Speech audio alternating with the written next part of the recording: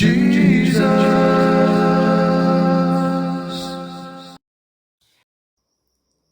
പ്രഭാഷകൻ അധ്യായം 43. തെളിഞ്ഞ ആകാശവിതാനം സ്വർഗീയ ഔന്നത്യത്തിൻ്റെ അഭിമാനമാണ്. സ്വർഗം എത്ര മഹനീയ ദൃശ്യമാണ്! അത്യുന്നതൻ്റെ സൃഷ്ടി എത്ര വിസ്മയാവഹമാണെന്ന് ഉദിച്ചുയരുന്ന സൂര്യൻ പ്രഘോഷിക്കുന്നു. മധ്യാഹ്നത്തിൽ അത് ഭൂമിയെ വരട്ടുന്നു. അതിൻ്റെ അത്യുഗ്രമായ ചൂട് സഹിക്കാൻ ആർക്കു കഴിയും? ചൂള ജ്വലിപ്പിക്കുന്നവൻ എരിയുന്ന ചൂടിൽ ജോലി ചെയ്യുന്നു. സൂര്യനാകട്ടെ അതിൻ്റെ മൂന്നിരട്ടി ചൂടിലാണ് പർവ്വതങ്ങളെ ദഹിപ്പിക്കുന്നത്. അത് അഗ്നിശരങ്ങൾ ചൊരിയുന്നു, ഉജ്ജ്വല രശ്മികൾ കൊണ്ട് കണ്ണഞ്ചിക്കുന്നു. ഇത് സൃഷ്ടിച്ച കർത്താവ് ഉന്നതനാണ്. അവിടുത്തെ കൽപ്പനയിൽ അത് ഗതിവേഗം കൂട്ടുന്നു.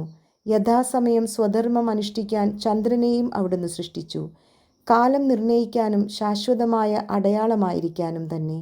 ഉത്സവദിനങ്ങൾ ചന്ദ്രനെ നോക്കി നിർണയിക്കുന്നു. പൂർണ്ണതയിൽ എത്തിയിട്ട് ക്ഷയിക്കുന്ന വെളിച്ചമാണത്.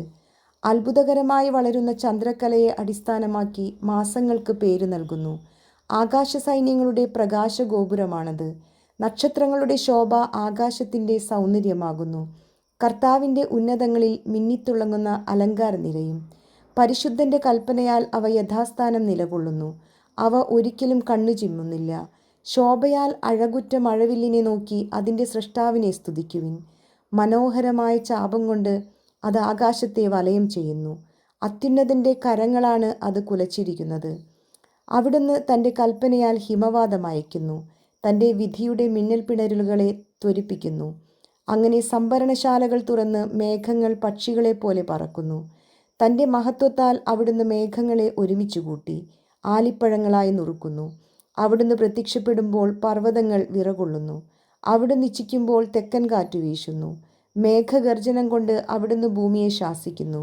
വടക്കൻ കാറ്റും ചുഴലിക്കാറ്റും കൊണ്ടും ശാസിക്കുന്നു. പറന്നിറങ്ങുന്ന പക്ഷികളെ പോലെ അവിടുന്ന് മഞ്ഞു വിതറുന്നു. വെട്ടുകിളിപ്പറ്റം പോലെ അത് ഇറങ്ങി വരുന്നു. അതിൻ്റെ വെണ്മ കണ്ണഞ്ചിക്കുന്നതാണ്. അത് വീഴുന്നത് കണ്ട് മനസ്സ് വിസ്മയഭരിതമാകുന്നു. അവിടുന്ന് ഭൂമിയിൽ ഉപ്പുപോലെ തുഷാരം വിതറുന്നു. ഉറയുമ്പോൾ അത് കൂർത്ത മുള്ളുപോലെയാകുന്നു. തണുത്ത വടക്കൻ കാറ്റ് വീശി ജലോപരിതലം മഞ്ഞുകട്ടയാകുന്നു. ജലാശയങ്ങളുടെ മുകളിൽ അത് പൊങ്ങിക്കിടക്കുകയും ജലം അതിനെ പടച്ചട്ട പോലെ അണിയുകയും ചെയ്യുന്നു.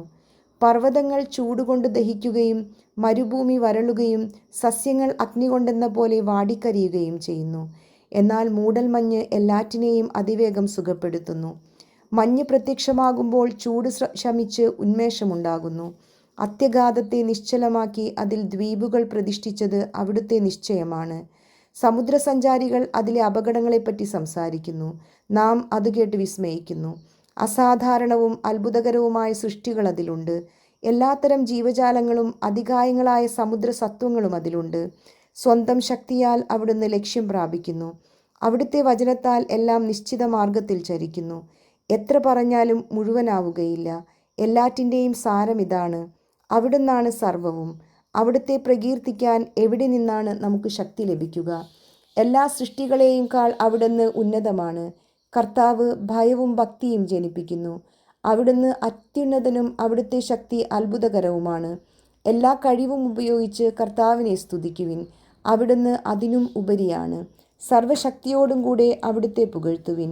തളർന്നു പോകരുത്. എത്ര പുകഴ്ത്തിയാലും പരിധിയിലെത്തുകയില്ല. ആര് അവിടുത്തെ കണ്ടിട്ടുണ്ട്? ആർക്കവിടുത്തെ വർണ്ണിക്കാൻ കഴിയും? ആർക്കവിടുത്തെ വേണ്ടവിധം പുകഴ്ത്താൻ കഴിയും? ഇവയേക്കാൾ മഹത്തായ നിരവധി കാര്യങ്ങൾ നമുക്ക് അജ്ഞാതമായി വർത്തിക്കുന്നു. അവിടുത്തെ ഏതാനും സൃഷ്ടികൾ മാത്രമേ നാം ദർശിച്ചിട്ടുള്ളൂ. എല്ലാം സൃഷ്ടിച്ചത് കർത്താവാണ്. തൻ്റെ ഭക്തർക്ക് അവിടുന്ന് ജ്ഞാനം പ്രദാനം ചെയ്യുന്നു.